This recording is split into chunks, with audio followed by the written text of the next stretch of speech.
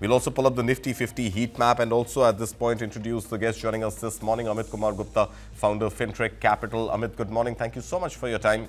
And just look at the Nifty 50 heat map and try and help us understand, is this the bottom? Is there going to be more pain for investors? And if not, how long can we expect this volatility to stay? What are market investors pricing in right now? Bad inflation numbers, slow growth data, high fuel prices. What are the worries which are emerging for investors right now? Good morning, Kartik. Thank you for having me. So yes, it's a combination of everything. Once the war went beyond 1 week and the Strait of Hormuz didn't opened up properly, there has to be ramifications, and equity markets are pricing in the worst. So we have already seen the impact which is happening on the economy, and this would take some time now to contain. So probably another 3-4 weeks. So markets will try and find a maximum point of pessimism, and will trade with a negative bias till that point of time. If we get some sort of a resolution on the Strait of Hormuz in the next few days or weeks, then only market would sort of price in a bottom and see how much the economy has got impacted. But right now, yeah, things are trading with a little bit of a negative bias both on the markets and the economy.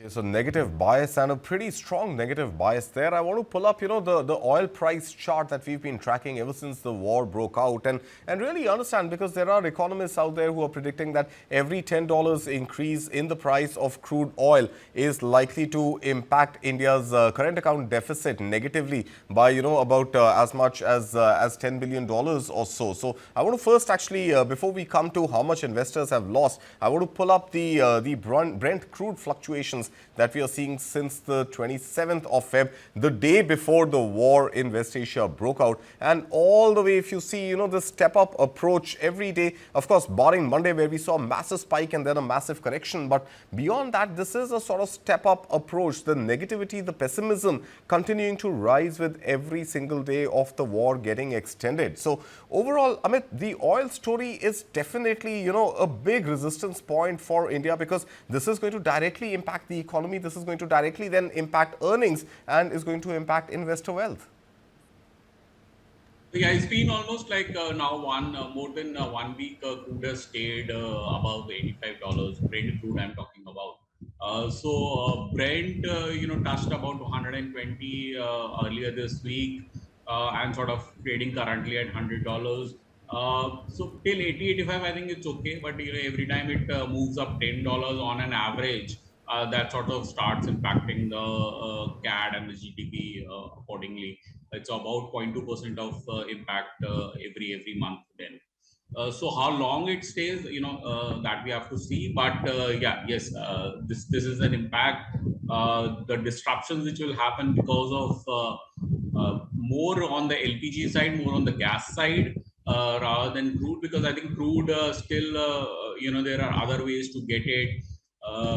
Russian oils is coming. In fact, yesterday also, US has allowed a lot of sanctioned Russian companies to spill out oil to Right. control the situation. So I think crude can still be a problem only if the war sustains for another month or 2 months, whatever.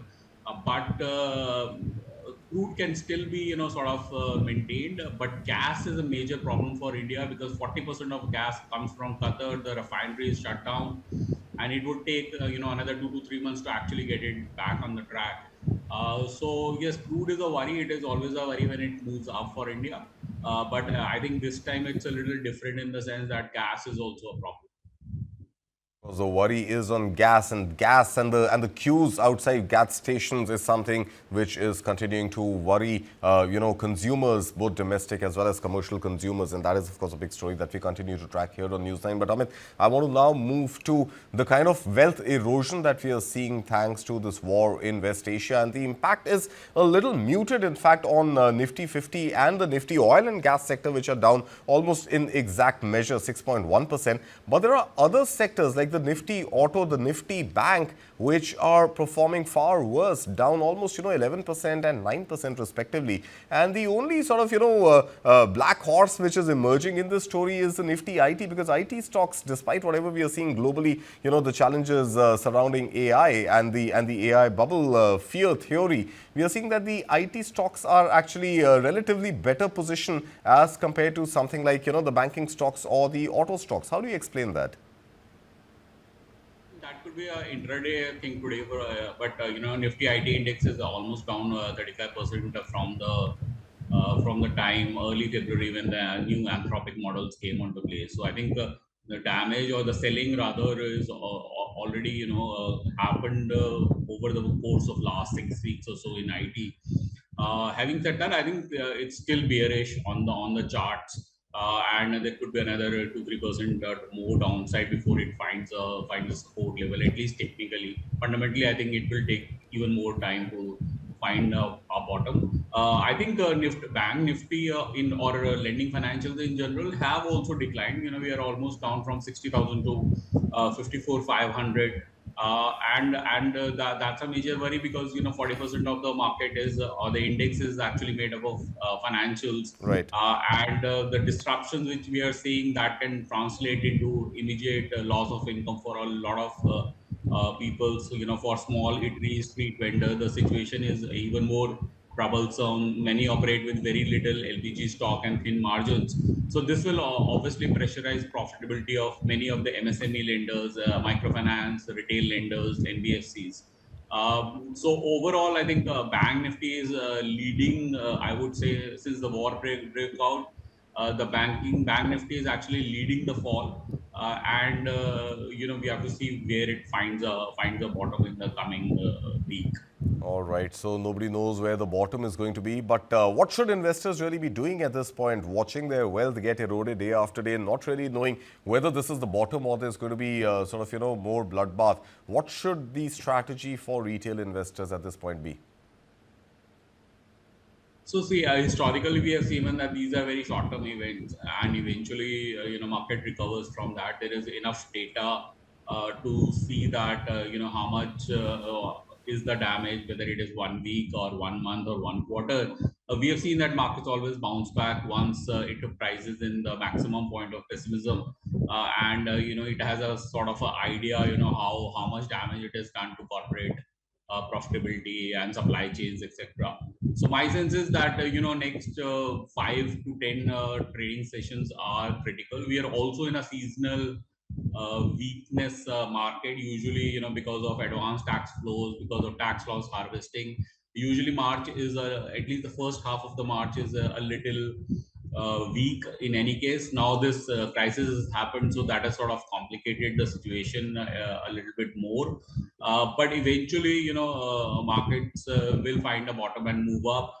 It's just that if you have a surplus cash, the some of the stock levels are at mouth-watering levels, and one needs to take a position into that wherever the valuation comfort is there and things are not too damaged. If you don't have cash surplus, then you have to just stay put, because this is temporary. It's going to reverse pretty soon. All right. Hopefully, it will reverse pretty soon, as you're saying, Amit. But, the question a lot of investors really have is, where is the money flowing right now? We understand FIIs are exiting, but it's not just the Indian markets which are down. All of Asia is down. US markets have been down. It's not that, the US Treasury bonds are very encouraging right now, because we've seen that the Treasury bond yields are up as well. Usually in a scenario like this, people go ahead and buy gold, but this time we are seeing that even the gold spike has been very muted. So are investors just cashing out, sitting on piles of cash, waiting for the next opportunity to invest in? And I'm talking about the big sort of institutional investors, because it seems that pretty much the entire sentiment across the world, across asset classes, is fairly weak right now. Liquidation which happens across the board. So no asset class is spared, whether it is gold, silver, or whether it is equity markets. Bond yields will also stay higher. So it's a sort of a liquidation, and that's why I feel that as soon as this liquidation is done on the markets, we'll see a form of bottom. Now whether that happens in 5 sessions or 10 sessions, that nobody can guess. But usually, in such scenarios, equity markets are the first to get inflows once this liquidation is over, and we see some capitulation on the market. All right. Just a moment ago, Amit, you were also mentioning that there are some stocks available at mouth-watering value for investors who have cash. If you would pick up, let's say, your top 5 recommendations for our investors with prices which are indeed mouth-watering right now. So due to compliance, I will not be able to take stock-specific names, Okay, but sectors perhaps? yeah, sectors we can talk about. And I think even before this war happened, we were looking at lending financials from a very close point of view. We have Okay. been overweight over the last couple of years, except PSU banks. We have been underweight, but we were looking to sort of increase allocation. It's just that this war has happened, so we need to reevaluate how much is the impact on the profitability margins, NIMs, etc. But if the market corrects even more further, probably another 7 to 10%, 5 to 10% kind of a levels, then we are looking at lending financials, because I think the balance sheets are in a much healthier state. The NIMs are contained. The NIMs bottoming has happened over the last sort of 2 quarters.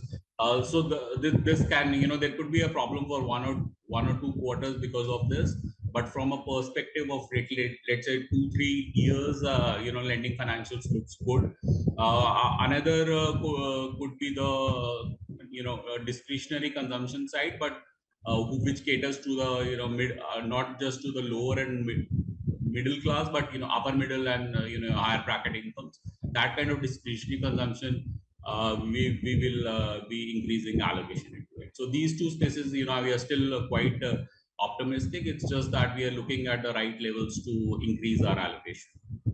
Right. So the lenders and the discretionary spending beneficiaries, those are the sectors, and that's a recommendation coming in from Amit Kumar Gupta. Amit, thank you so much. As always, pleasure having you here with us on News 9, and thank you so much for your time this morning.